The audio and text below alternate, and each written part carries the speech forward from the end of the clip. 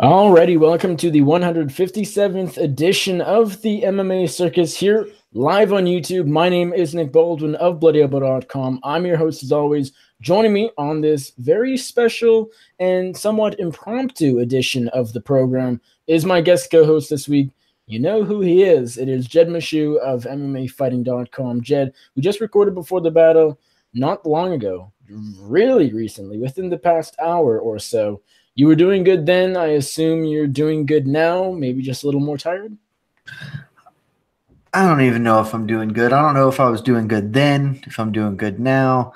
I don't know what's up, what's down. Everything's confusing. It's been an absolutely hectic 48 hours. Just covering MMA in this period of time, over the last 48 hours has been insane. Plus, and hilarious. Oh, yeah, incredible. I mean, we're going to get all into that. But, I was dealing with all of that. Plus, I was at my other job where I, had a fairly busy and active and, the last 48 hours in my other job were also shit showy. So when you combine the two of them together, it has really just been a monster of a couple of days here. It appears, knock on wood, that we are out of the storm.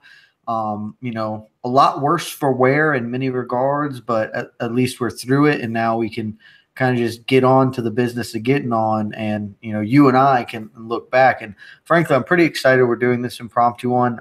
I'm going to sound tired because I am. I think everyone in this space is probably tired at this point in time, but I have an 1,000,001 thoughts running through my head. I've been tweeting through it. If you follow me on Twitter, it has been kind of ADD just all over here, throwing out different things that jump into my head about what's going on, because so many different things that are weird and important and out there are all getting in play. So it's been an absolute wild time. It's funny. Well, I find it slightly funny that you have been super busy at your other job, your day job as well. And for me, I mean, my sort of the mirror image of that, it was me at school. Yesterday, the crazy day, we'll get to Thursday eventually, sometime on this program. I actually had the afternoon off. I was able to get home from school at 10:45 in the morning. Lucky you. 2 hours. And then all of this happened, and it's like, hey, was pretty good timing, because otherwise I'd be at school in math class and seeing, hey, this is happening. So it was good timing. And I was able to get a lot of work done for Bloody Elbow because of that. But nonetheless, real quick, I do want to explain why we're doing the show somewhat last minute, quite last minute, considering it is. Do you need to? It has just turned 12 a.m. where you are in Atlanta, Georgia, on the East Coast. It is 11 p.m. on Friday where I am. We are less than 24 hours away from UFC 223 tomorrow night in the Barclays Center in Brooklyn, New York. Just as far as why this is happening, why we're recording on a Friday night this late, when we did the MMA Circus episode 156 last Tuesday, just a few days ago, because we missed last week. I don't know if you guys actually noticed, but I guess 3 weeks ago we did 2 shows and we missed the 2 last week because I was on the trip. And last week we were going to do a show on Thursday, so a week ago yesterday, but then we ended up not. And we just did our 3-year anniversary on Easter or April Fool's or the day that Tony Ferguson pulled out, however you will remember it. So that was 3 years of the MMA Circus / MMA Junior Radio, and we have not missed a week. We've done some shows early, done some shows late, but if you balance them all out, put them all in line, and on average, we've done a show every week since April 1st, 2015. I couldn't just not do a show for 1 week all of a sudden 3 years later. So we had to catch up one way or another, and lo and behold, this week was nuts, and we have so much to talk about, even though we did a show 3 days ago. So thank you, everybody involved, mostly Conor McGregor, for making the show possible. And with that, let's dive right in. So last Tuesday, 3 days ago, we did the show. At the time, the main event of UFC 223 was Khabib Nurmagomedov versus UFC featherweight champion Max Holloway for the UFC Undisputed Lightweight Championship of the world, of the promotion, whatever the hell you want to call it. We had already seen Tony Ferguson trip on the cable, injure his knee, pull out of Khabib, long-awaited fight, for the lightweight title, that was done. So we don't really need to talk about that much at all. So as far as the timeline goes, it gets a little confusing. So on Thursday, we're talking over a week ago now. That's when Ferguson found out about the knee injury. Sunday it was announced he was out of the fight, Holloway's in. And Tuesday is when Max Holloway and his nutritionist, George Lockhart, starts talking about how bad the weight cut is, and it's going to be the biggest weight cut. And eventually, Lockhart did go on the Luke Thomas show and told Luke Thomas that actually the cut isn't going to be as bad as initially expected, because Holloway, on his long flight from Hawaii to Brooklyn, lost a lot more weight than I guess expected, and it'll all be good. I want to just jump in here real quick on that point, because some people kind of made statements about, well, like Lockhart then said that this shouldn't happen, whatever. I think it is one, I respect Ian Kidd's opinion on this sort of thing, and he has a great deal of respect for George Lockhart. And to my knowledge, Lockhart is really good at this sort of thing. He is not, some of the I won't name names, but some of the lesser versions of dietitians and people like that in the sport. I think anybody who puts this on George Lockhart is insane. I also think it is probably reasonable to assume that George Lockhart's statements to Luke were charitable at best and perhaps stretching the truth. Because after coming out with a statement like, hey, this is going to be the biggest weight cut I've ever done on this short of notice, I feel like that felt organic. And afterward, like the idea that Max just like lost a bunch of weight on an airplane, like, oh, he just showed up 10 pounds lighter than I thought he was. That's super simple. Seems it strains credulity. And I would say that, given how things ended up playing out, it feels to me, and this is pure speculation, I will warn you that Lockhart probably recognized that he wasn't doing anybody any favors by saying, during the weight cut that, hey, this is an enormous weight cut and a huge undertaking that we're about to embark on. And so he kind of walked it back from that, publicly, because that's just better for all parties involved, realistically, as opposed to saying like, hey, yeah, we're going to have to cut a shitload here. So that's just my take on that. Continue with your timeline. Just, on that point, I mean, the thing is, oftentimes when fighters miss weight, and it's becoming more and more the longer we go on with these early weigh-ins and different things, the more often fighters will miss weight, and more often than not, we will see them say, hey, yeah, the weight cut's going good, and then they miss, and you wonder what's going on. Well, of course, I mean, it's like anything. I mean, you're not going to tell the media that you're injured going into a fight, and then all of a sudden after you are, and people wonder, hey, why didn't you say that? Well, they're not going to give things away like that. They're not going to say their weight cut's going terrible, because the fact is, fighters need money. They need to get paid. They need to fight. And if they say 3 days out, my weight cut's terrible, I feel like crap, that might get them pulled from the card, in itself. And so you're never going to see a fighter say, oh, the weight cut's so tough 3 days out. They're going to say otherwise, and that's just something we have to deal with, I guess, as media and fans and all that. But anyways, on that Tuesday, also sort of, I guess, was the stem of all of this. Khabib Nurmagomedov and Artem Lobov had a bit of an altercation. Khabib sort of confronted Artem with some of his teammates, some of his crew, entourage, whatever you want to call it. Some people he knew, I guess, maybe his manager was there. I honestly don't know as much about this specific altercation between Khabib and Artem as I should. But basically, from the sounds of it, it was Artem kind of by himself, and then Khabib had a few people there. Is that accurate? Sorry, finishing up some pizza because I haven't eaten a ton today. Yeah, pretty much. Khabib rolled up on Artem with a crew. At the time, it's one of those things that, like, feels more like, I would say, bad form than I would really wrap him on the knuckles or, cast aspersions on him. Words were exchanged, and for like legitimately, Artem was by himself and Khabib had a bunch of people, but it didn't really get physical. It didn't. I mean, I believe Khabib like kind of touched him on the head a little, like lightly, I guess, not like lightly. He didn't like grab him by the ear or something, but he did like that, like to get his attention. Because to my knowledge, Artem cast some aspersions, made some statements to some media outlets about Khabib personally or something like that. And Khabib, saw him in the hotel lobby, and just at no point in the video does it look like Khabib is outright threatening or overtly threatening. I don't know what he is saying, and it's possible that he is saying something menacing, but it didn't look like he was imminently going to assault or hurt Artem.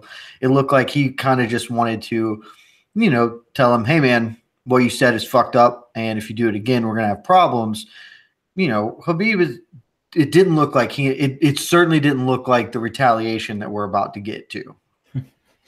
Fair enough. Yeah, I didn't think it was tons, but anyways, stemming from that, 2 days later, and I guess Wednesday, I should mention, they did a press conference. Khabib hallway squared off for the first time. It was cool. Joanna said some things. Rose said a few things, made some comparisons, I think, with her in a tree, if I remember correctly. I could be wrong, but she said some things. Dana was there, of course. The typical press conference a few days out from the fight. Fighters are cutting weight. It's not the best, but whatever. It happened. It's fine. And then yesterday, Thursday, is when this really starts to heat up and realize, hey, we're in for a historic fight week of just like terrible events left and right and switch ups and so much. So stemming from this altercation between Artem Lobov and Khabib Nurmagomedov, Conor McGregor, a good friend and teammate at SBG Ireland of Artem Lobov's, decided to take his private jet over to Brooklyn, A, to support Artem, B, to retaliate against Khabib, who is in his division, and he's not the biggest fan of Khabib. Obviously, they have their history. Don't really need to talk about that much. And also because Khabib Holloway means a lot. They were to Conor. They were fighting, or supposed to be fighting, for Conor's lightweight title. So it was an important fight for him. There's a lot of reasons for Conor to be in Brooklyn. So he makes a surprise appearance on Thursday morning, I guess maybe around noon, just before noon, I think, 15 minutes or so after UFC 223 Media Day wraps up. Fighters haven't even left the arena yet. They're in some, backstage area with the bus, where the bus is picking them up to take them back to the host hotel. And then in comes Conor McGregor, makes a surprise appearance right after Media Day, and he is with well over a dozen of his buddies, his friends, his entourage, his crew, people, thugs. I don't know what to call them. He was with 20 other people or so, and they began trashing the backstage area and proceeded to attack the bus that held the Red Corner fighters. Conor McGregor smashed the front window of the bus with a dolly, and other people were throwing trash cans. One of the barricade gate, whatever you want to call them, I think they were throwing them around, picking them up. It was quite the scene. It was quite the scene indeed. And then they eventually run off. And so in the midst of all this, I mean, with broken glass, as I said, Conor smashed the front window with a dolly. We have two fighters. I mean, so as far as fighters on the bus that we know, we have Ray Borg, we have Michael Chiesa, we have Strong. It was the Red Corner bus, or yes. Whatever. It's every fighter that's going to walk out second tomorrow. But it was also for Media Day, so the prelim guys, like someone like Joe Lozon, I don't think was on the bus. Yeah, but it was all of the people who are at the whatever the UFC conference. Kovacevic, Namajunas, and so on. And as far as injuries go from the glass, Michael Chiesa suffered multiple cuts on his face. Ray Borg, we didn't know at first, but he had some glass particles in his eyes.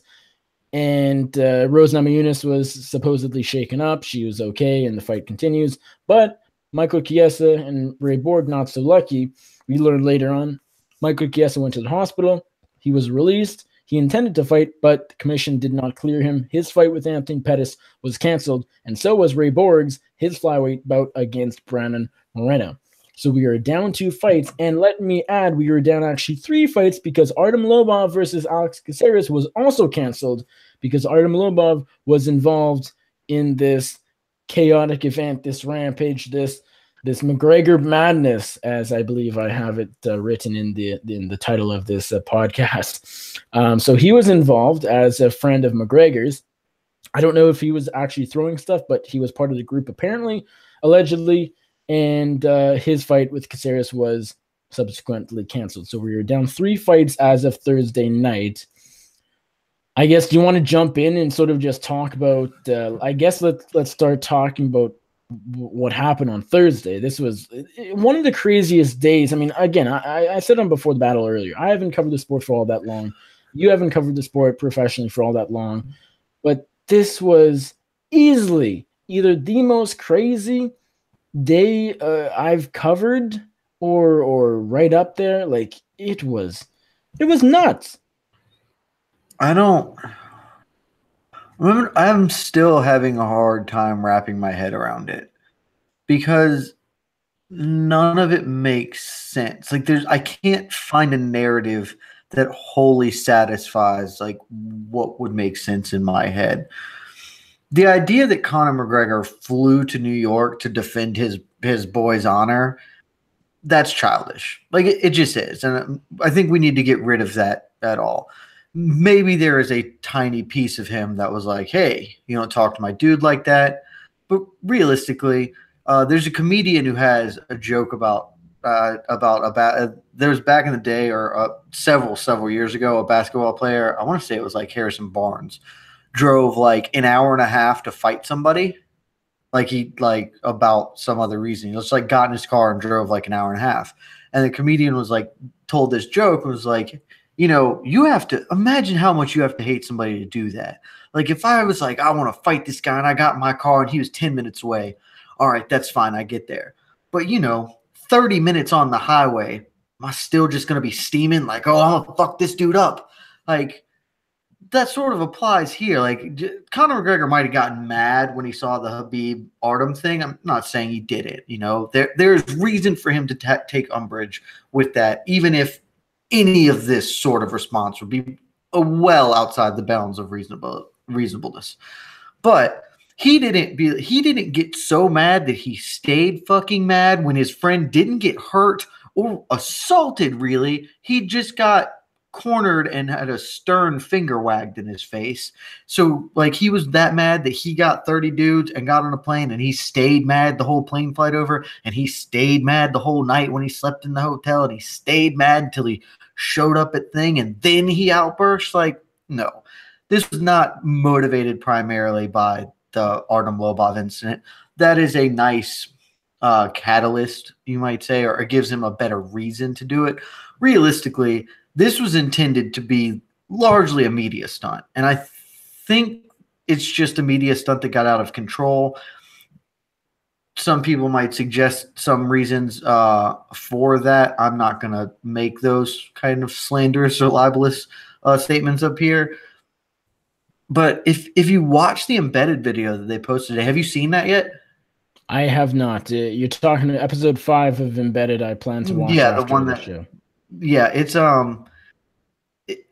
I mean, I genuinely like the Embeddeds. I think this one is a really good one to watch because it has the best footage of the event and a ton of it, and it is really ridiculous. Like, it's the whole thing. Like, Conor isn't mad by any definition of the word mad. Like, when he's attacking, there's no, like, if you look at his eyes, I don't see like hate or fury. I see a look that I've seen a lot, which is being a douche with your boys. Like, like, and I mean, that's like, I am not trying to say that I'm the best person ever. I haven't done this, but like, I played rugby in college. Like, I've been around groups of dudes who get drunk and make very questionable decisions and kind of go over the top because we all spur ourselves on. And it felt a lot like that. Like, there was no real hatred in Conor's eyes that I saw, but there was instigation. You know, when somebody was holding him back or throwing, you know, he's there and he's like, yeah, like, smash the windows. And it's not like, fuck that guy, kill him, smash the windows. It's like, yeah, like, yeah, let's turn the cop car over, riot time. Yeah, like, it felt a lot more like drunk people celebrating like a fucking Super Bowl than it did we genuinely want to hurt Khabib.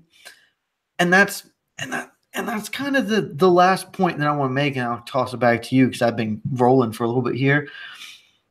This was so fucking stupid because he didn't even come close to hurting Khabib.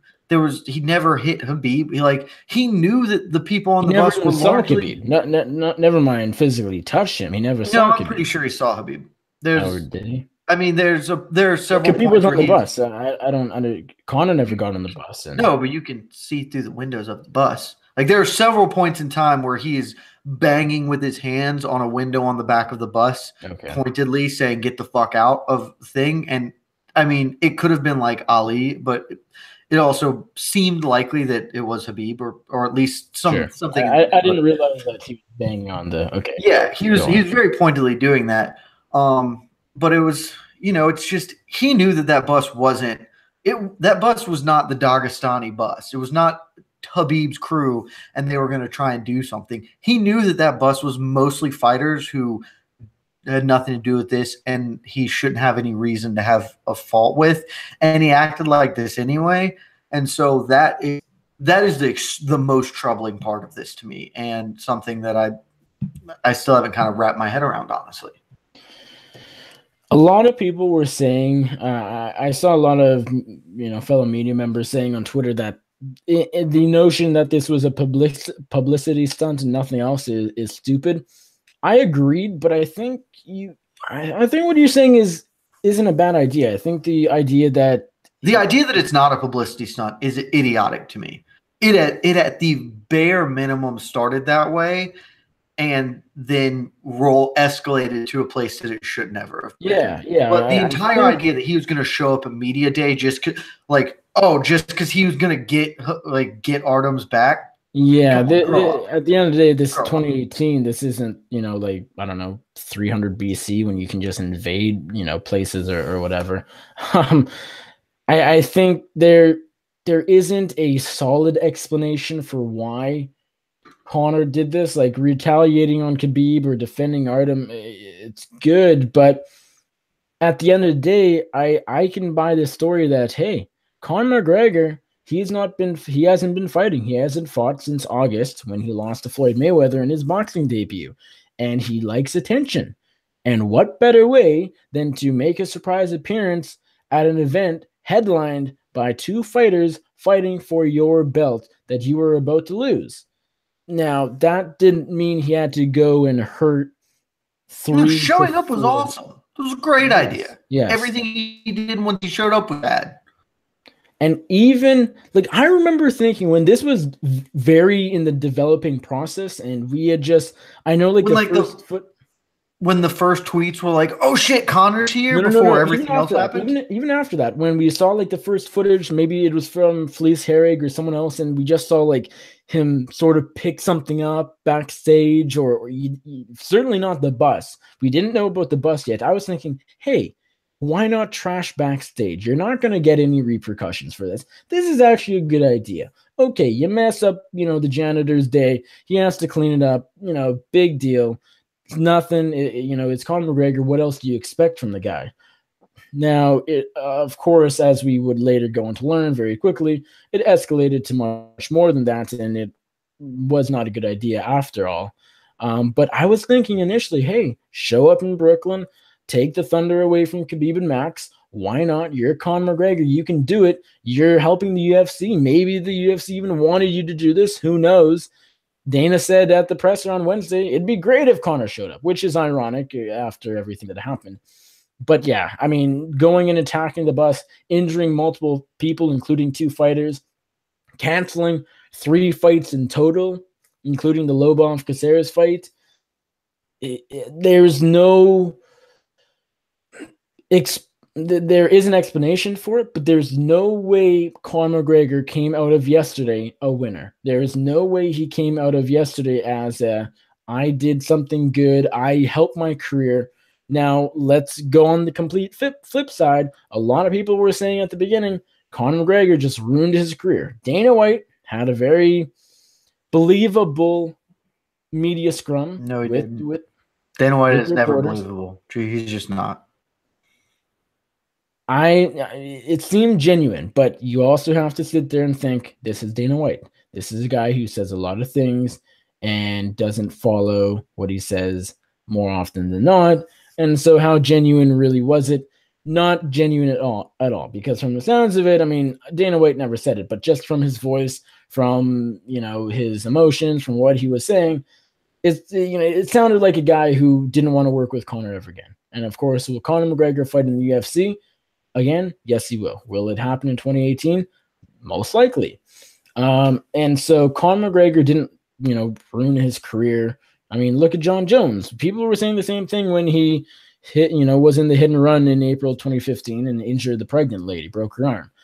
We thought John Jones was done forever and he was going to go off, ride into the sunshine, find a day job, do whatever. But of course, that didn't happen.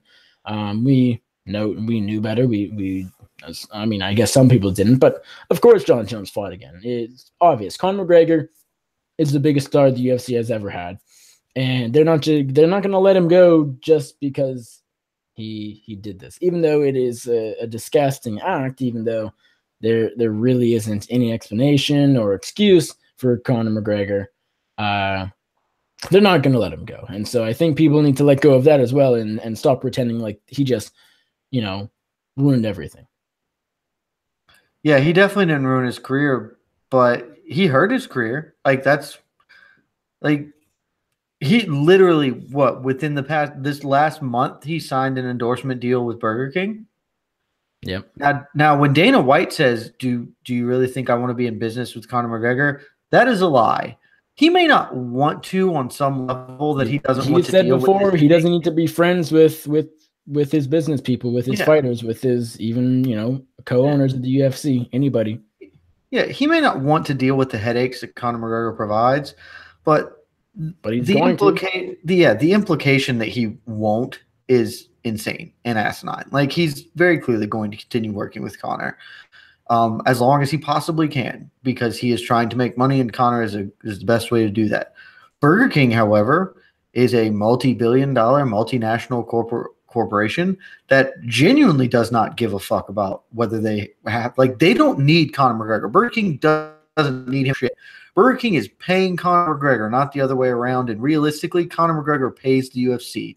I know the UFC gives him money in a paycheck, but Conor McGregor makes that money and the UFC just takes most of it. So Burger King doesn't need him. I frankly would be pretty shocked if that endorsement deal held up over the next week. I very much look at John Jones and Nike. Yeah, I very much expect Burger King to come out with a statement saying,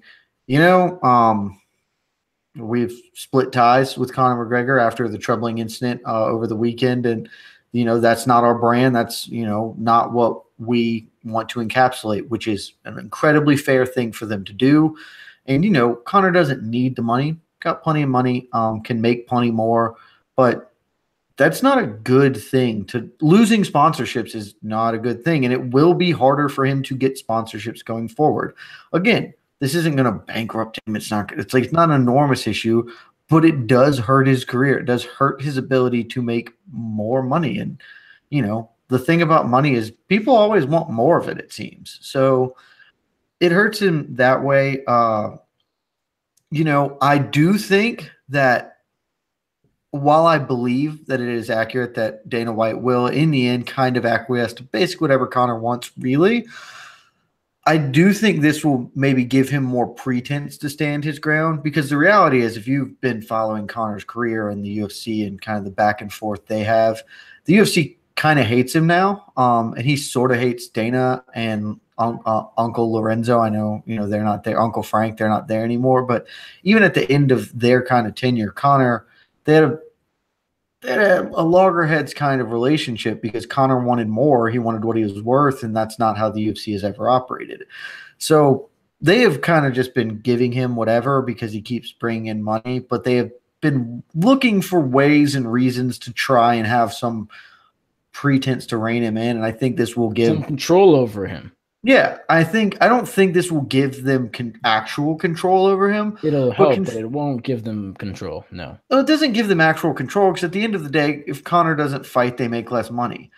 But control is one of those things where power lies where people think it lies. And the belief that Dana can now be like, look, Conor, you fucked up and have kind of been fucking up a while now. So, no, we're not going to give you an interim welterweight title shot against Rafael dos Anjos. Come back and you fight Khabib. And that's it. Like, that's or come back and, like, or maybe come back and fight Tyron Woodley. If they want to do that, I can see them doing that. But they're not going to be like, all right, come back and fight Nate. And pretend you're still the lightweight champion. If he does come back to fight Nate, then it's just not going to be. It's just going to be them fighting, and that's fine. That'll still sell 1.3 million pay-per-view buys or whatever, and they'll do well. But I do think this gives them at least some pretense to maybe grow a little bit more balls in dealing with Conor and exercising a little bit, like putting more of a foot down for his shenanigans. The more I think about it, the more I think this is all just wishful thinking from us. I was thinking the same thing, but the more I think about it, it's Dana White and the UFC. At the end of the day, if Conor McGregor is Conor McGregor and the UFC tries to start controlling him and saying, no, you're not going to fight this person. Yes, you're going to fight this person. No, you're not going to get 20 million. Yes, you're going to get 5. No, they're not. If Conor just says no, then eventually the UFC will give in because they don't need Conor McGregor, but he certainly helps them. He certainly helps their business and increases the profits. And so I hope this gives them more control because I would like to see that. But because we've gotten to a point where Conor thinks he can have anything and everything, and in a way he can, I don't know how much that actually does change. Because he can't. Because I genuinely believe that this – like you're right, Conor believes he is above reproach in the UFC eyes, and because he has been, because whenever he has done something wrong, they have turned a blind eye and not given a solitary shit about it. I think this is so public and so bad for them that they at least have to stand on some form of ceremony and be like, hey, Conor, like, no, you like, I mean, shit. Like, I understand these are degrees that we're dealing with here. Like, these are different fucking things, straight up. But they stripped John Jones for no real reason. Like, when they stripped John Jones the first time, they didn't need to. Like, John, everyone sort of knew how that was going to play out. John was going to be back in 9 months or whatever when he was done dealing with his legal issues. But John had been out of control. Like, that, we're talking about an escalated version of it because of the magnitude of a star Conor is. But, John wrapped his car around a light fixture at the end of the night on a suspected DUI. And then when John had the big incident, this could be the big incident kind of corollary here. Dana was like, yeah, man, this is fucked up. And John's got problems and we're going to strip him. And, we're not getting rid of him, but, we are going to take the belt from him and suspend him and have him go work on himself. Like, I think they can, I think a similar kind of outcome happens here. They can exercise a form of control. And it's, John still is the power player in that position realistically, or was at the time. Because when he comes back, he can be like, hey, I'm only fighting this. And they're going to be like, yeah, you're a star. You're going to bring in thing. Conor has more leverage in that regard, but they can still be like, if Conor comes back and is like, well, I want to fight Floyd Mayweather for the inaugural 165-pound belt. I think now they'll just be like, no. If you want to fight him, sure. Like, we'll put on that pay-per-view, but we're not going to make it for a fucking belt. We're not going to bend over backwards on this specific instance. I do think there's still a ton of room for Conor to operate and stretch his legs out, but I do think we have at least found some. I think we've found a limit. I think we've found a limit to what they will bear, and it is that he can't act like an absolute savage. Yeah. So I guess to sort of move on a little bit, so we never mentioned it, but everybody knows it. Conor McGregor did turn himself in. He sort of, after the bus incident, he and his gang sort of just ran off, hopped in some cars. Yeah, that's the dumbest fucking thing ever. We didn't mention that, and nobody has talked about it really. That's the stupidest part of the whole thing, and that's the part that really has my head scratching. Because, like, he got let into the venue by MacLife media members who were credentialed. I heard that they were going to get their credentials pulled, and frankly, if they aren't pulled, that is a fucking abomination. Dana said they're pulled. Dana says everything. Again, going back to – but look, I mean, honestly, like – no, yeah, it's fair. I would never trust a single word out of Dana White's mouth. Like, I just it is not unreasonable to think that of the public statements, Dana, like the direct statements publicly he has made about a thing happening or not, he has more often lied in the past year than he has told the truth. Like, I think that is possibly true. Because, like, so I just don't give a shit what Dana says. Anyways, you were saying something about Conor and his crew leaving. The running, like, they came.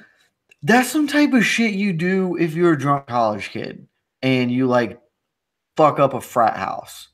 Like, not that I'm speaking from personal experience here or anything, but, like, if you roll up on somebody with a group of people, like a group of things, and you fuck up some property and then you dip before the cops show, like, yeah, that might work if you weren't one of the most famous fucking people in the world at a fight venue, and that's your job. Like, the thing that made you famous is fighting. You're at a fight event with cameras all the fuck around you, including the cameras that you yourself came in with because they are your media company. Like, whoa, did you think no one was going to notice and you were going to get away? Like, he might as well just sat his ass right the fuck there and been like, yeah, I did this shit. Like, there's no... Like, there's no explanation for why he just... I mean... there is an explanation, but I don't want to make it because it is slanderous. But, like, that is some real... All right, guys, we got to get in our getaway van and go because I'm Conor McGregor and they won't fucking find me? What the fuck are you talking about, dude? Like, they know who you are. It's all on video. Like, I mean... It was just dumb. The whole thing felt way more like stupid frat bros, like, no, it really did. Going way over the top than it did anything else. And it just is, it's infantile and dumb. Everything is infantile and dumb. Although we talked about that, this has far from ruined his career, and he'll definitely fight again, and most likely he will sometime in this calendar year. Although, I mean, I'm not super confident, but he'll fight. I actually don't think he's going to fight in this calendar year now. No? I think that, you know, obviously the reports came out about the welterweight title possibility. I think this probably ends the potential for him to fight in this calendar year. Maybe because of the legal stuff, I didn't give that too much thought. But yeah, I don't particularly think the legal stuff is going to actually play a huge role in it. But I think this is going. I think Conor doesn't really think he did anything wrong. Statements were made again by Dana White, so maybe that's just fucking untrue. That Conor kind of tried to justify himself, and so I think that there's a real possibility Conor's just like, boys will be boys, whatever, ha ha ha, and won't understand that what he did is wrong, and so he's going to steadfastly hold his position that he's only going to fight one of like 3 people that provide the lowest possible risk and the highest possible reward, and the UFC is going to start. I think the UFC is going to take this as an opportunity, like we talked about, to try and exercise more control, and that's going to put them at loggerheads, and we're going to see Conor sit out until maybe late, like the very last couple of months, maybe November or December he gets in there against Khabib, but yeah, I think it's more likely that he sits until early next year now. Well, what the point I was making, it doesn't really matter whether he fights this year in 2019, hell, 2020, but no matter what, it did put a delay on when he'll fight again, because that was something the UFC was going to do. Ariel Helwani of MMA Fighting reported sometime tonight, just recently, that the plan from the UFC was, as you mentioned briefly earlier, was to do Conor versus Rafael dos Anjos for the interim welterweight championship. Of course, it was announced tonight, confirmed by the UFC, RDA versus Colby Covington for the interim welterweight championship at UFC 225 in Chicago on June 9th. So Conor, the UFC planned on doing a new deal with Conor, getting signing the fight with RDA and announcing it earlier today at the 25th anniversary press conference that we didn't mention, but it happened. All the big stars, upcoming fighters were there and available to the media and the fans. So they were going to announce it there. And so it's definitely put a delay on McGregor's, I guess, return. The return that will definitely happen. We just don't know when. Inevitable return. That's the word I'm trying to think of. Anyways, what I was going to say was, I think the biggest winners of all this is because we don't know when Conor's going to fight again. Tony Ferguson won by all of this because there's a greater chance that, say, Khabib wins on tomorrow night.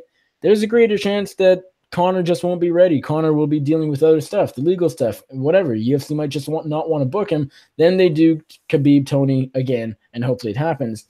I think the other big winner is Brock Lesnar because the UFC's biggest star is sidelined again. Brock Lesnar in talks with the UFC, supposedly, reportedly. That just gave Brock Lesnar even more leverage than he already had. And so I think Tony Ferguson and Brock Lesnar won thanks to Conor McGregor smashing a dolly through the front window of a UFC bus. I disagree on the Tony thing.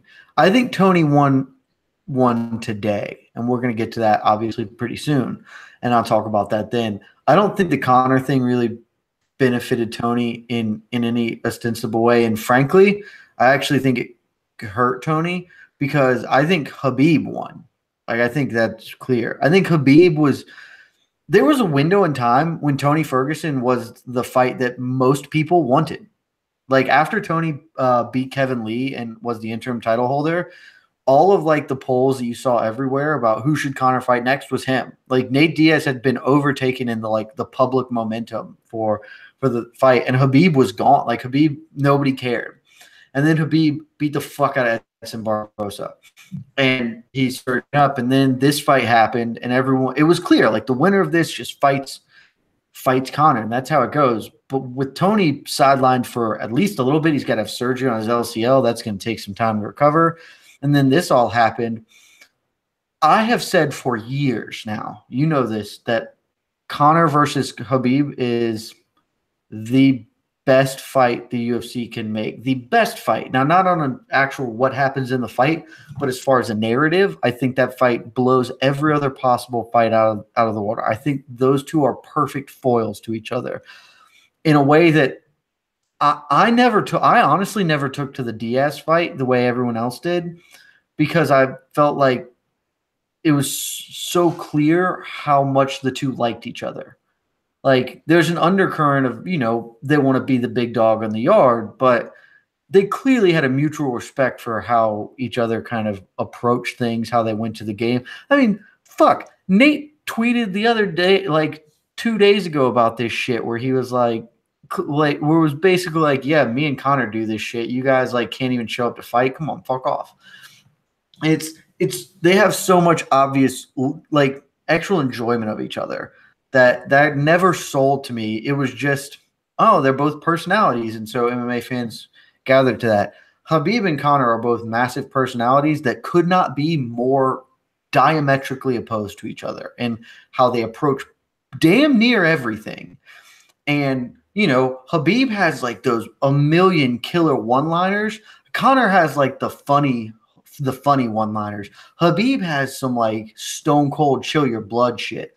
Did the fucking interview he gave with Ariel, did you listen to that shit? After the bus attack? Did I listen to it? Yeah. There was a video? Yeah, it's posted up with us. Go check it out. Or just read the fucking article that attaches to it. He gave 50 fucking sick ass lines. And all of them were just oh, whatever, I don't care. Oh yeah, Conor, why you do this? This isn't my bus. If you have a problem with me, just message me. Message me where to go. I'll show up. I'll be there, no problem.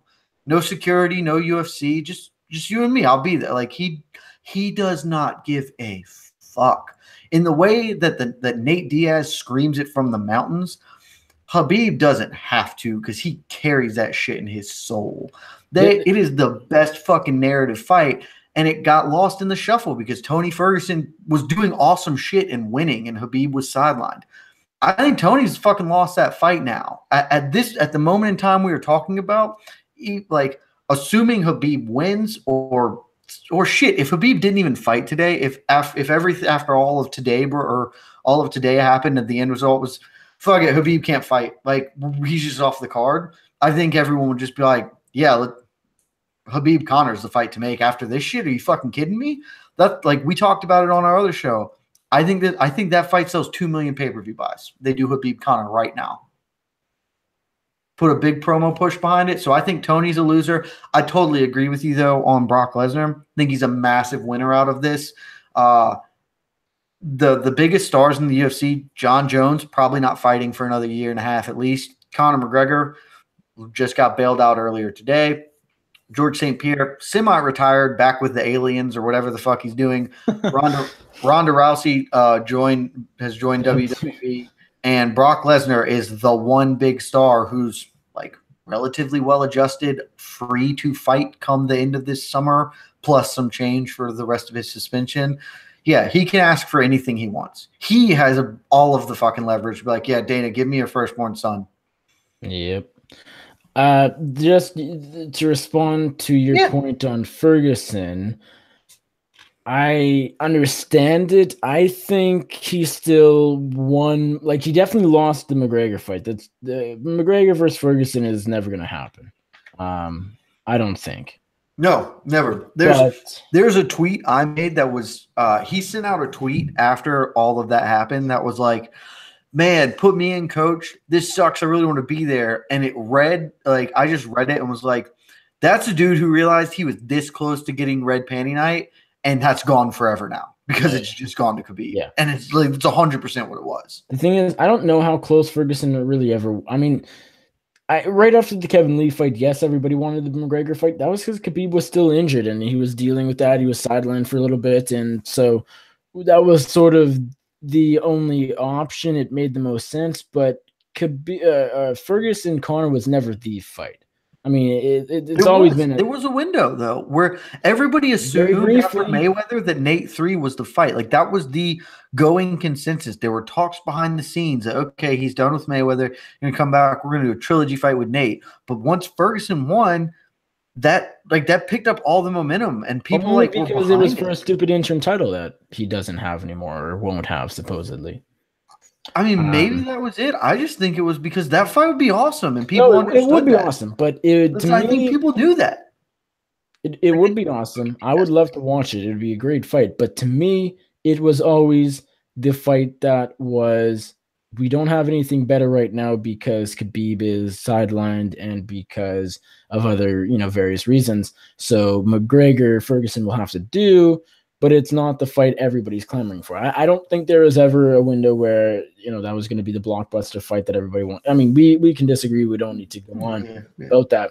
I think the fight was always Ferguson-Khabib. And so the reason I think Ferguson won it, because basically between yesterday and today, he got closer to the Khabib fight than he would have had none of this happened, but he got further away from the McGregor fight, but I don't think he was ever that close, and so I don't consider that much of a loss.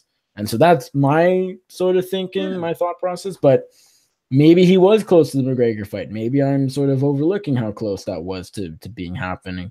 So maybe he did lose out on a big red panty night, but well, it's okay because I think that if there's one winner of today, more so than anybody, it is Tony Ferguson or Max Holloway's brain cells. That definitely right up there as well. Okay, yes. So Conor McGregor spent the night, I guess, in jail. I don't even know where exactly he was at the. 76th precinct, I think. Yeah, he was in jail. Spent the night in jail. Yeah. So he turned himself in, was arrested officially at like 10:30 Eastern last night, and then he got out on bail today. His court date is sometime in June. 50,000 bail, nothing too big of a deal. It's all good for McGregor now. All right, we wake up this morning. Early weigh-ins are going on. Everything's all good, and we have 2 or 3 fighters left. I believe it's 2. Max Holloway, who... Remember, George Lockhart initially said it'd be a bad weight cut, tough weight cut, then said, not so bad. Lost a lot of weight on the plane. It was him and the Quebec kid himself, Olivier Aubin-Mercier. So even before, we don't need to mention Olivier. He made weight. It's all good. Max Holloway, it was announced, is out of the fight with Khabib Nurmagomedov. That has been canceled. The UFC lightweight championship fight between the featherweight champion and the uncrowned king at 155, if you will, is off. The New York State Athletic Commission deemed Max Holloway unfit to fight. They were concerned about his weight cut. Rumor has it, I don't know where this came from. I saw, though, that maybe he was right around 159. So that's 4 pounds off. That's not very far. And Tyler Minton, one of his nutritionists. That depends on how how bad the cut was to get there. No, of course. I mean, 4 pounds could be a nightmare. Yeah, if that's 4 pounds and he's not losing weight anymore, that's awful. That's terrible. Yes, yes. But Tyler Minton did say, and again, anybody can say anything, so take it with a grain of salt, a big one. But Tyler Minton, one of part of George Lockhart's team, said that the cut was going well, and he didn't understand why the commission intervened. Doesn't matter. They did. Max Holloway pulled from UFC 223 on weigh-in day this morning. And then here we go again. Tony Ferguson's out. Max Holloway's out. Khabib Nurmagomedov yet again left without an opponent. And this is the day before UFC 223. So from there, the UFC starts weighing their options. I mean, again, we're down to, if you're counting the main event going, we're down to 9 fights. And that's what we're left with. At the end of the day, we have 9 fights tomorrow, barring any other injuries. Pray to God nothing happens. So the UFC starts discussing their options. Anthony Pettis is the front runner at the beginning, just because his fight with Michael Chiesa was, of course, canceled yesterday. Chiesa suffered the cuts on his face. We talked about that already. So he is in talks to maybe fight Khabib for the lightweight championship. He was given the opportunity to weigh in. He did not initially, unlike Brandon Moreno and Alex Caceres, they did weigh in initially early on, but Pettis did not. He did weigh in. He made weight. Well, he was 155.2, so technically 2.2 pounds over the championship limit. He was given 2 extra hours, but then they took the scale away. Apparently, negotiations went the wrong way. Pettis wanted more money than UFC was willing to give up, which, by the way, is complete BS. It just shows yet again how greedy the UFC and Dana White are. So that's ridiculous that they didn't pay Pettis money or a lot of money to step up and fight Khabib on a day's notice. Is insane to me, but not surprising. So then they start thinking about Paul Felder. Paul Felder, though, happens not to be ranked in the UFC's media-generated lightweight standings, and because of that, the commission will not license Paul Felder versus Khabib. They will not pass that fight. That was out of the picture. Finally, and I mean, this is dragging on. I feel bad for anybody who was covering the weigh-ins and had to sit there for hours on end. This is going through hours and hours of just negotiation, sitting there, nothing really. Iaquinta eventually steps up. It was announced sometime. I forget the time it was announced. It might have been early afternoon. I believe it was that maybe late. Doesn't matter. Mid-afternoon, doesn't matter. Iaquinta's there. Iaquinta is in to fight Khabib Nurmagomedov. Not for the lightweight title. Khabib can win the lightweight title tomorrow, but Al cannot. That is what we were told. Dana White said different. We'll maybe touch on that briefly. And that is the fight. So his fight, Iaquinta's fight with Paul Felder, canceled. We proceed with 9 fights.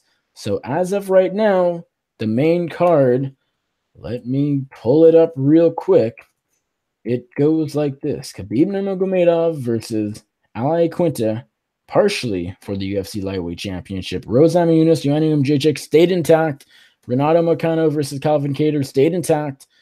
Zabit Magomed-Sharipov versus Kyle Bochniak up from the Fight Pass prelims to the main card, and Joe Lozon versus Chris Gruttmacher up from the FS1 prelims. We have 9 fights, and that's UFC 223 for you. That goes down tomorrow night. Okay, let's talk about the new main event, Khabib versus Iaquinta.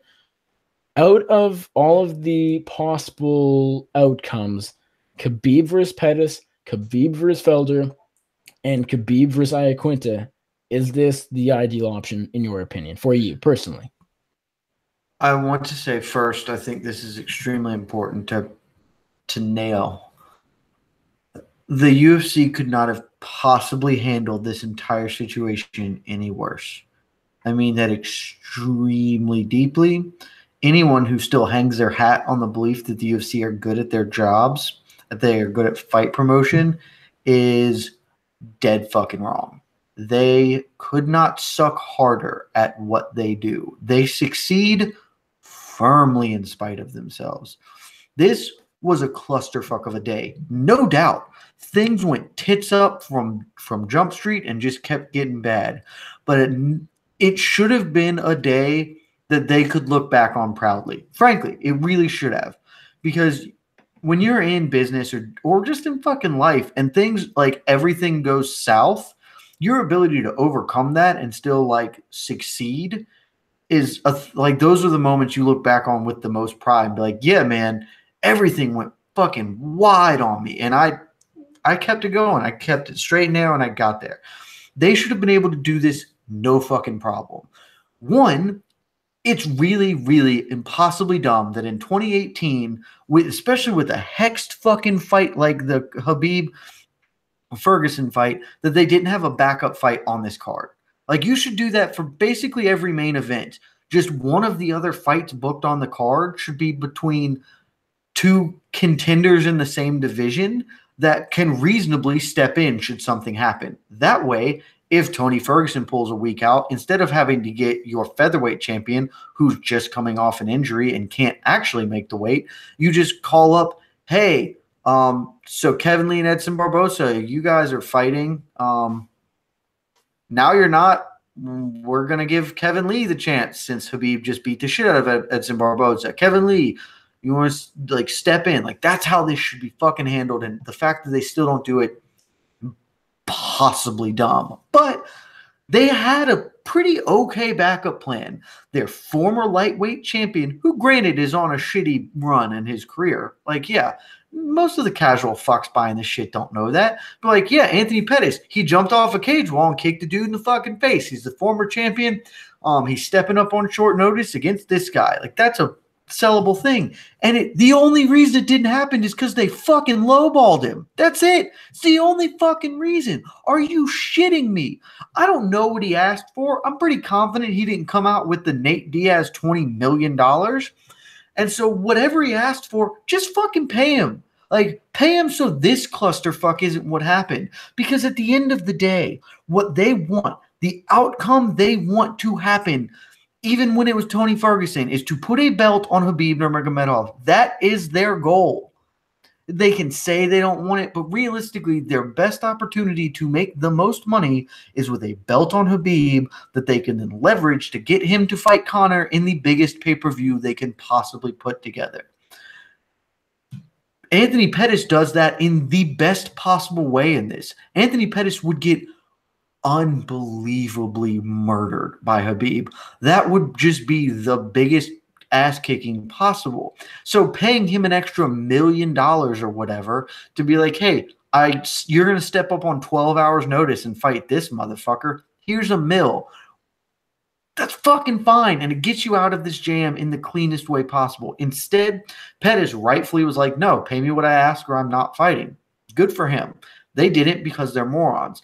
The NYSAC are impossibly stupid to a point that I can't even explain that they wouldn't license Paul Felder. That's fucking dumb. So now they have Iaquinta, who they actively loathe. Like they do. They actively I know they do. I know. It's incredible. And they have now put him in a position where he could theoretically be like the uncrowned lightweight champ. If he comes out and fucking knocks Khabib's head off tomorrow, it is the actual worst possible outcome. They took what was a 98% chance of the best possible outcome, and they penny pinched their way out of that. We're like, no, we won't pay to make that happen, and instead, we will create a situation with like a, I don't know, 10% chance, 15% chance that Iaquinta creates the worst possible outcome for them. If Iaquinta beats Khabib tomorrow, which I am predicting will happen, we might talk about that, but I mean, I just said it. I think Iaquinta will beat Khabib tomorrow. Then you basically have Iaquinta versus Tony Ferguson for the undisputed lightweight championship, and that's like a 200,000 pay-per-view. It is the actual worst outcome. I can't, like, there is nobody they would less rather want to have a fucking title than Iaquinta, or to just be in that position. Especially because Iaquinta just might like be like, hey, I like real estate better. And especially because Iaquinta's going to get on the mic and be like, man, fuck these dudes. They got to pay me now. Yep. Like, it's Project not. Spearhead. Yeah, they could not possibly want him to be in this position less, but because they couldn't pony up the fucking money for Anthony Pettis, and they didn't have the juice to make the NYSAC allow Felder to fight him, like, it's so fucking dumb. I can't. I can't even like. They could have just been like, look, Anthony, just cut the last 2 pounds or the 0.2 pounds, like go sweat for a minute, spit in a bucket, whatever you got to do, make that last 0.2 pounds a cut, and we can negotiate all fucking night long to make that all night long. We can hammer this out, but don't be like, no, so then he can't even weigh in and you're out of this. It is unbelievable how fucking dumb they are. You want to know something else? The UFC made a big mess up early on. We're not even talking yesterday or today, like when they're in negotiations after Max is out. They should have made Khabib Holloway at like 165 pounds.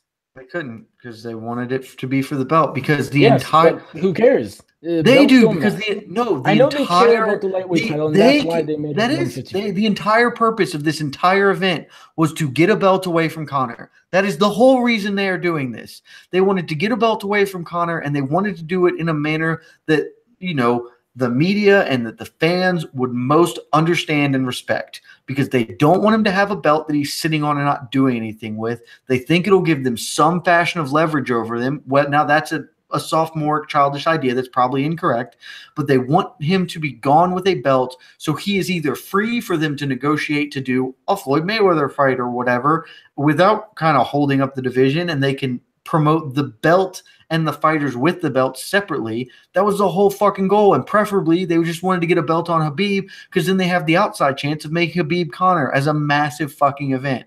This is the whole goal of this, but they can't even do that right because they are butchers of logic and reason. It is unbelievable who is steering that fucking ship and that they get paid as much money as they do. Genuinely baffling how they operate. I understand that the whole goal of UFC, UFC 223, if it's not going to be named like dumpster fire, then it might as well just be like get the belt off Conor and get it on Khabib. But even still, they should have just stripped Conor and had Khabib fight Holloway at 165, and then be like, hey, Khabib, after you beat Holloway, then you can go back down to 55, fight Ferguson for the title. All would be good.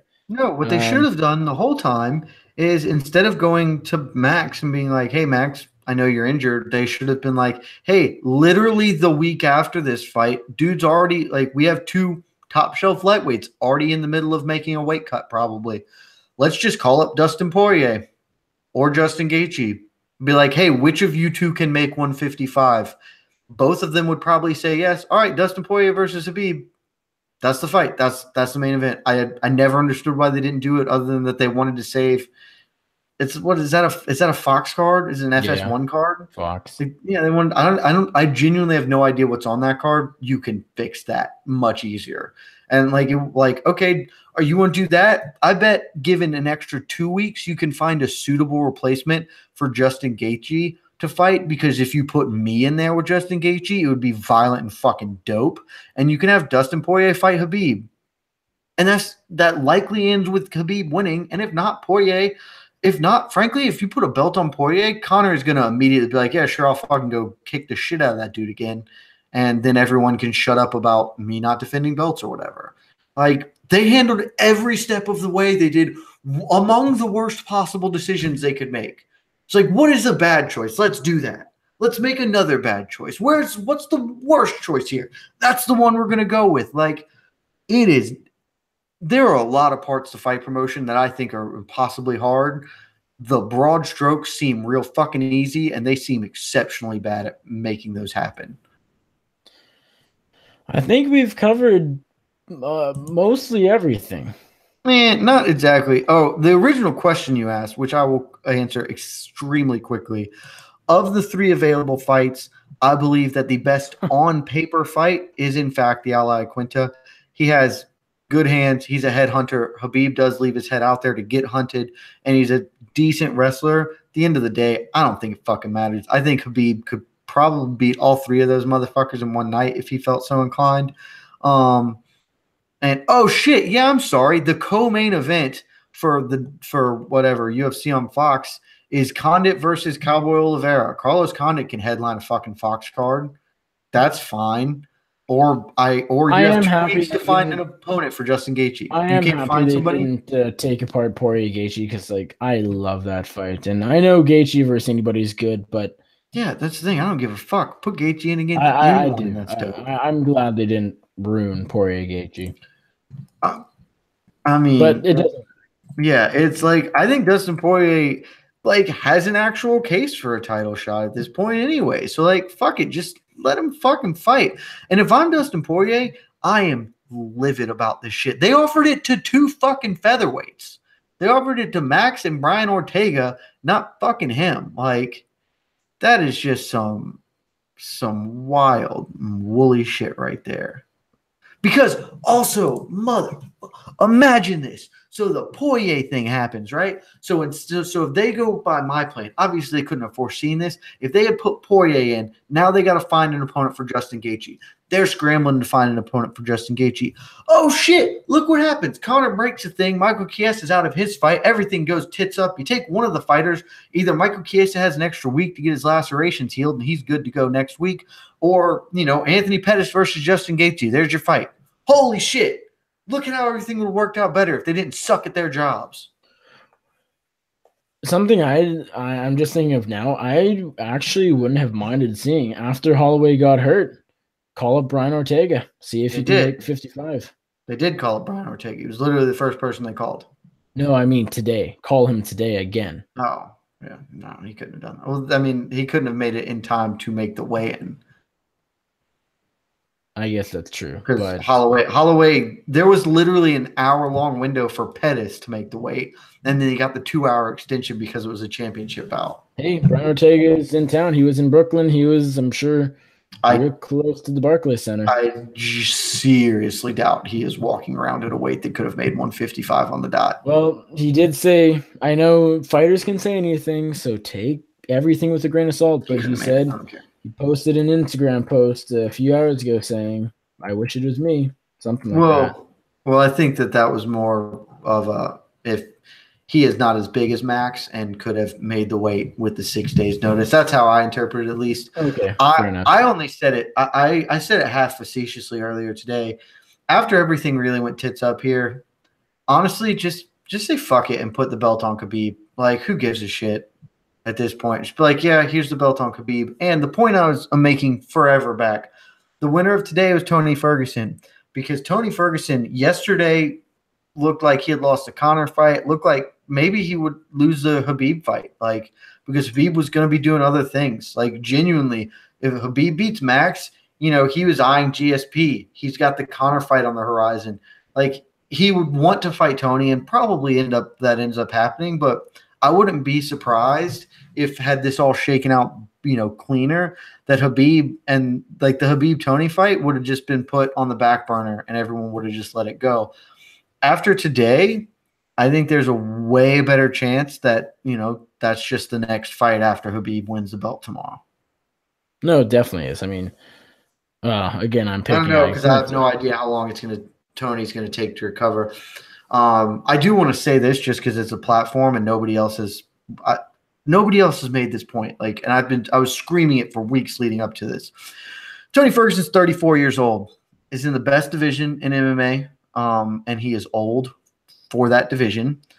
He also has a history of training in straight up stupid, unhealthy ways. And this, like, obviously this was an accident. Like, couldn't really foreseen this happening, though it would be hilarious to me if I don't know the particulars, but if him wearing sunglasses indoors played a factor in that, that would just be incredibly funny.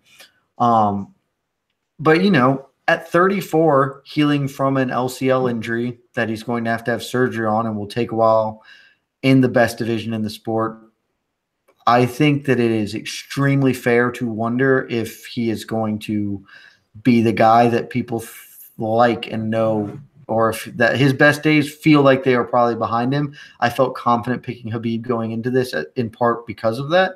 And I think this sort of is just another drop in that bucket.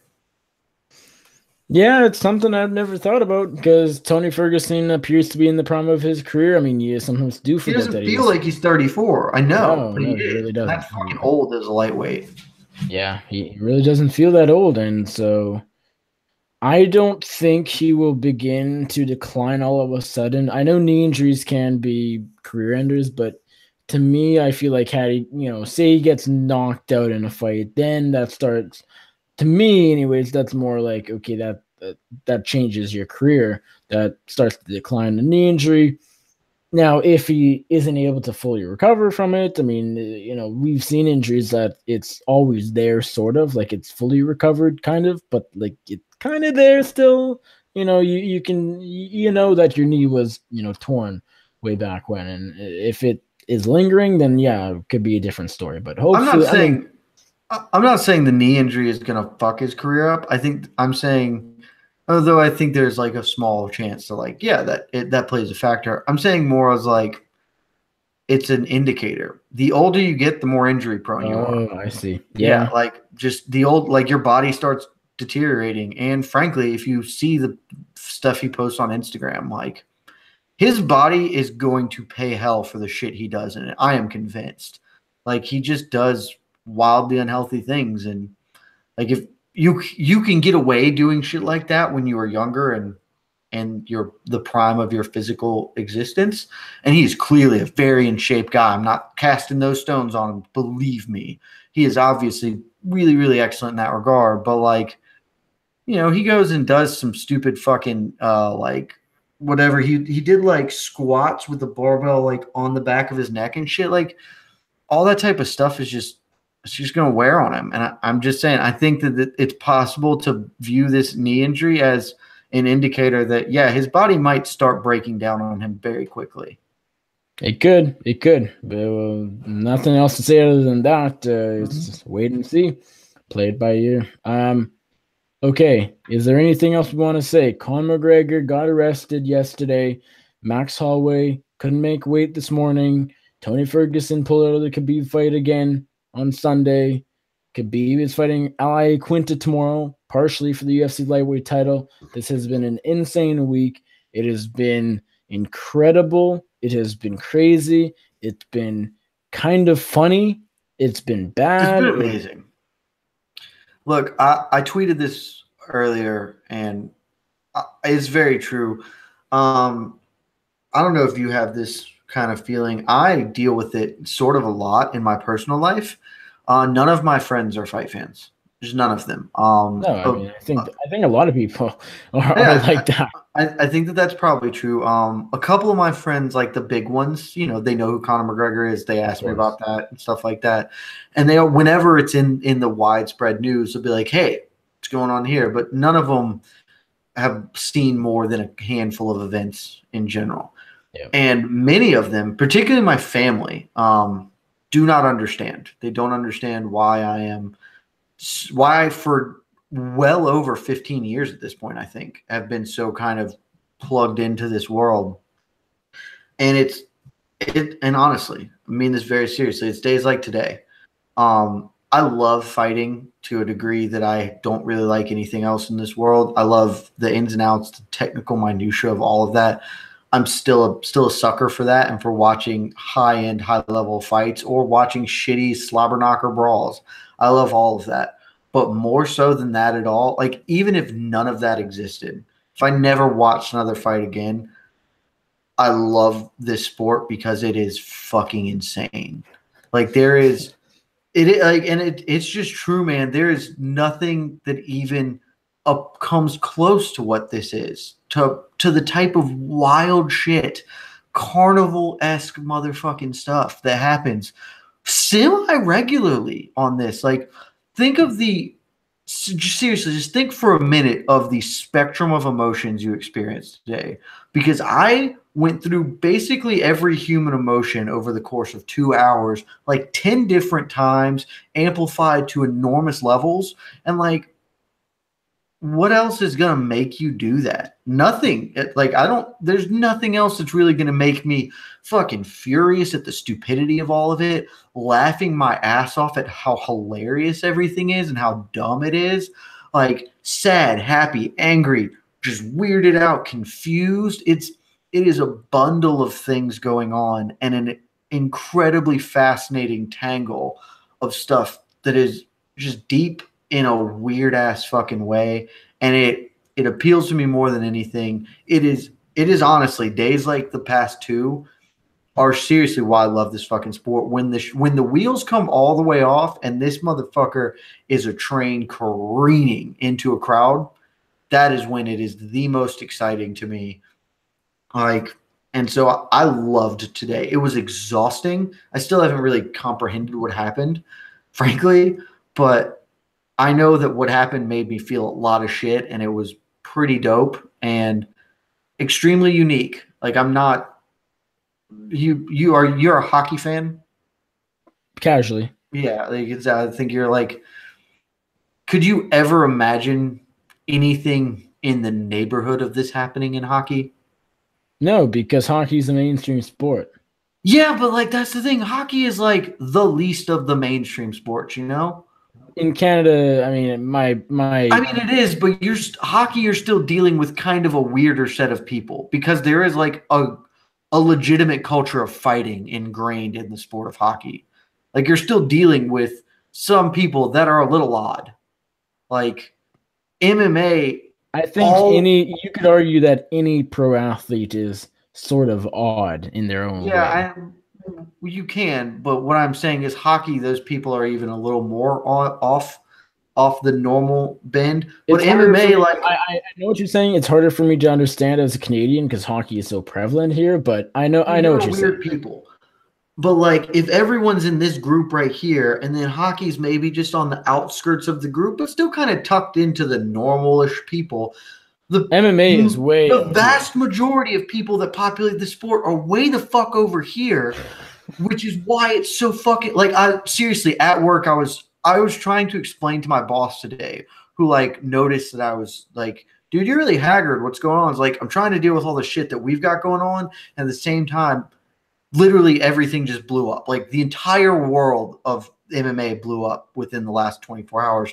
And so I explained everything sort of as quickly as I could because I was doing shit. And he was like, that's insane. And I was like, yeah, it is. He's like, how often does it happen? I'm like, probably once or twice a year, something, maybe not this level, but equally just fucking weird happens.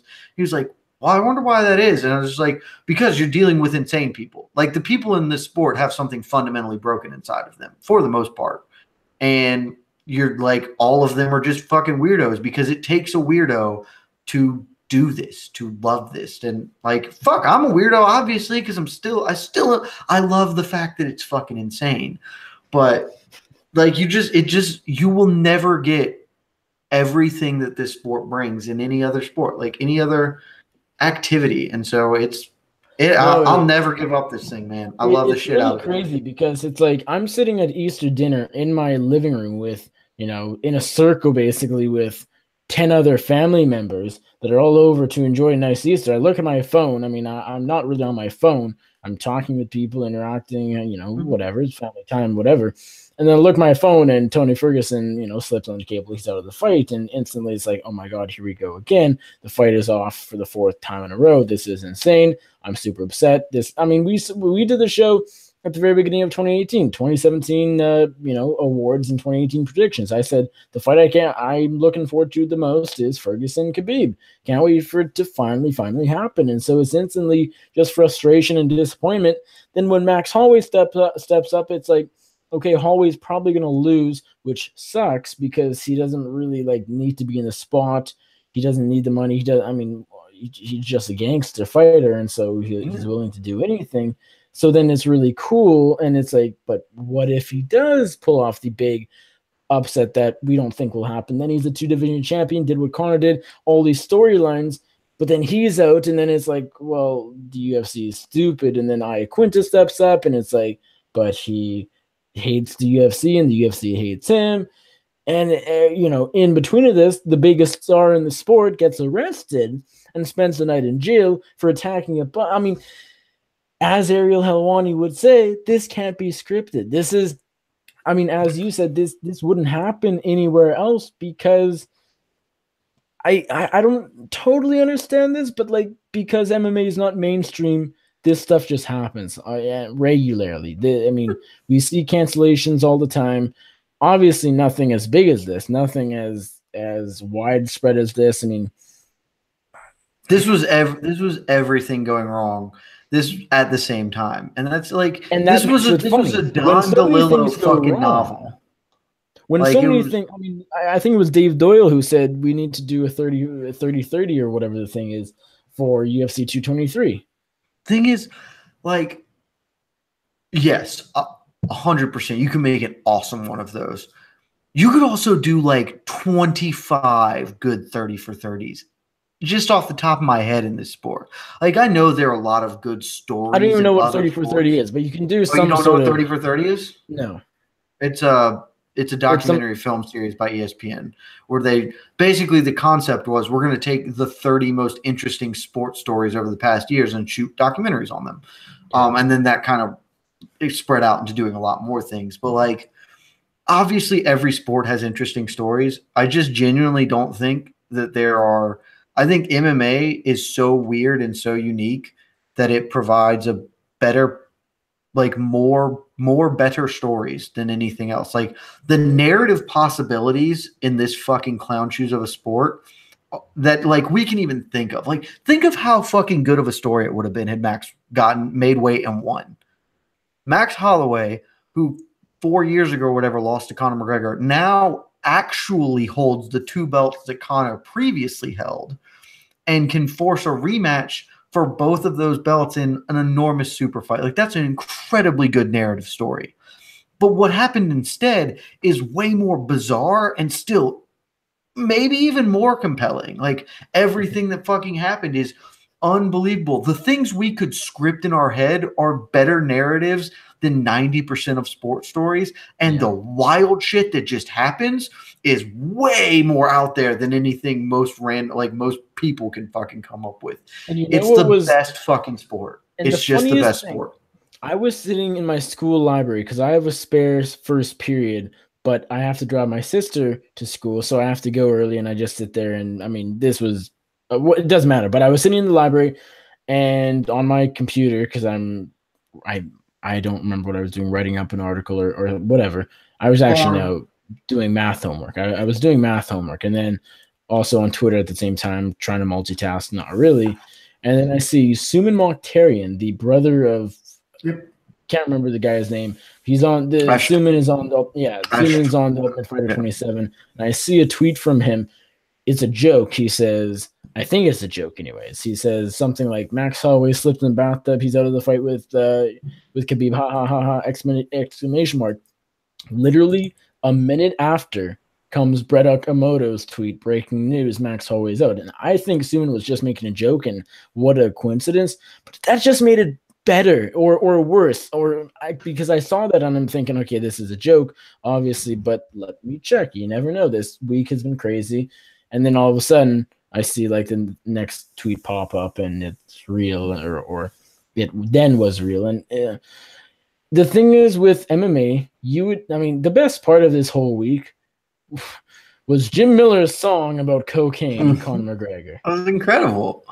It's the best fucking sport, man. It's the best fucking sport. In hockey, in football, in basketball, in baseball, in any other sport, you don't have one of the veteran players just all of a sudden post a video of them singing about the biggest star in the sport who just got arrested for attacking a bus full of fighters.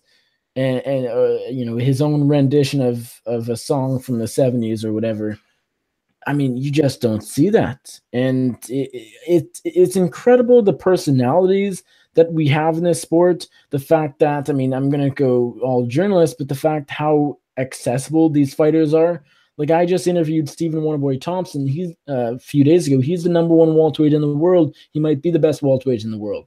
I can't go interview the best. Pretty clearly not the best welterweight in the world. I'd pick him against Woodley in a third fight, but whatever. I picked him. Definitely not. I would pick exactly what happened in the first two to happen the third time. He would maybe win rounds on points, but a lot of nothing would happen, and realistically, Woodley won the fight. What I was getting at, there was I couldn't go interview the second biggest or best hockey player. I mean, it just doesn't work like that, or a football player, baseball player even. And even though these guys and girls train, and sometimes I'm talking to fighters and it's like, what do you do in your spare time? family and train. That's my life. It's boring, but they still have so unique a personality. Their characters are so unique. I mean, this whole week has just been. I don't know. It's been something else for sure.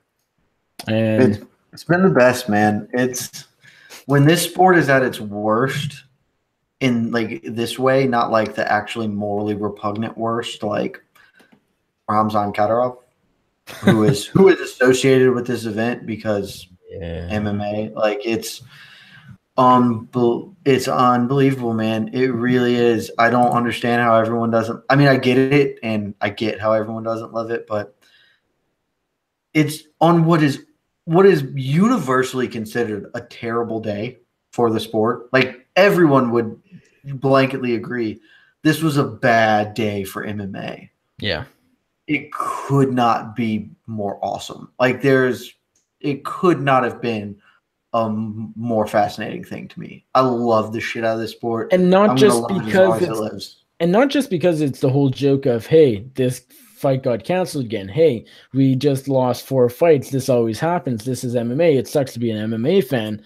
It's like the collective disappointment repetitively, like when on Tuesday when this happens, Wednesday something blows up, Thursday the bus is attacked, Friday the fight's canceled.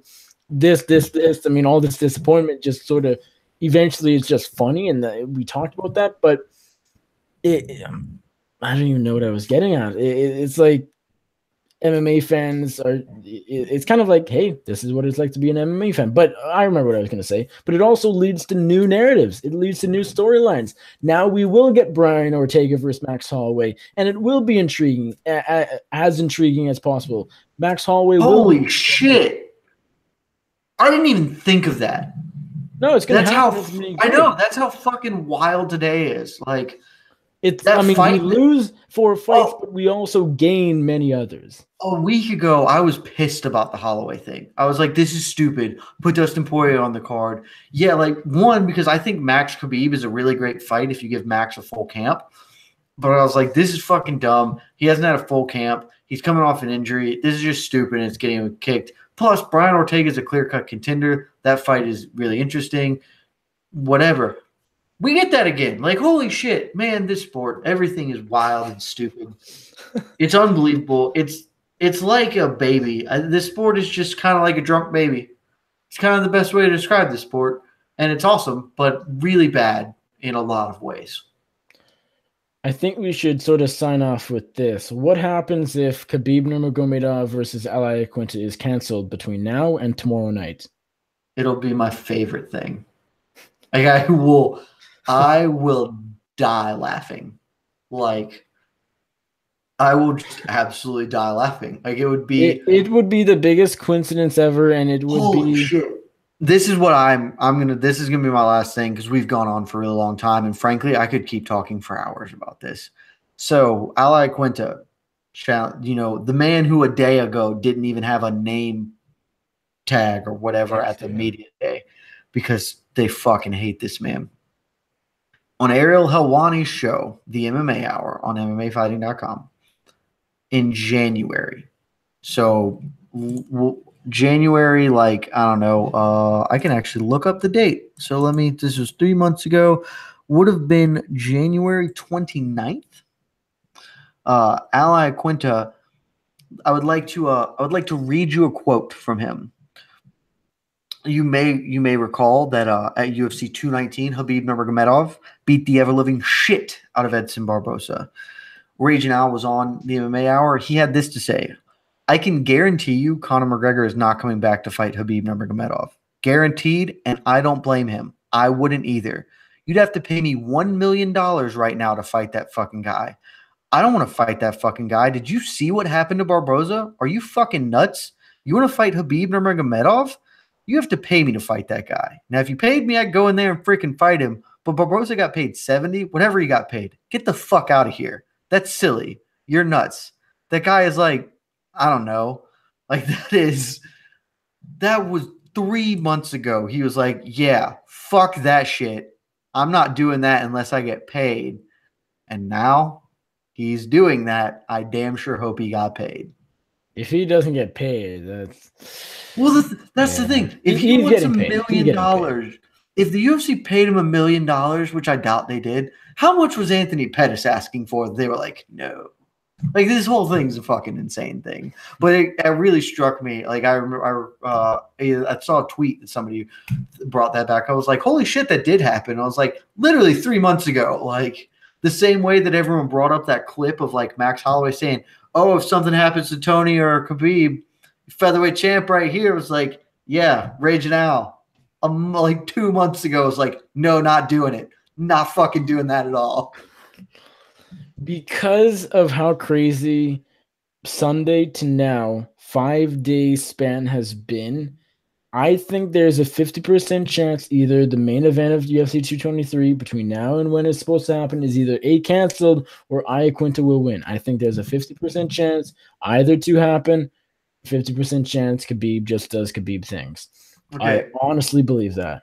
That's fair. I wanna ask you a question, then we should sign off.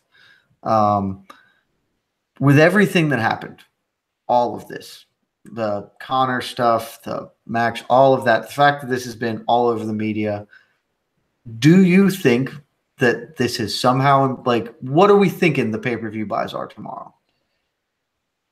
If it's tough because of all the cancellations.